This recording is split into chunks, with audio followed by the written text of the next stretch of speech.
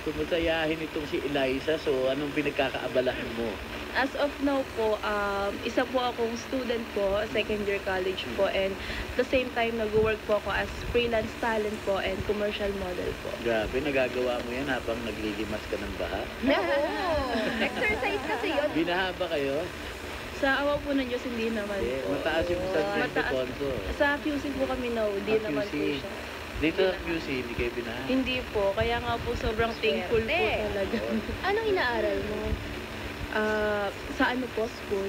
Ano po, marketing management po yung course ko. Pero homeschooling lang naman po ako. Hindi po ako nag-face-to-face po. Meron palang homeschooling. Oo, PUP ba to? Hindi po. Manila Business College po.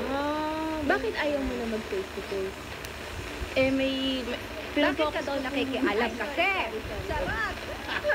Pero Dito may rin mga picture nakasagot. siya kanina pinapakita na estudyante siya doon. So, saan to? opo. Sa GMA yung nakita ko. Yes po, sa Tadhana po, GM.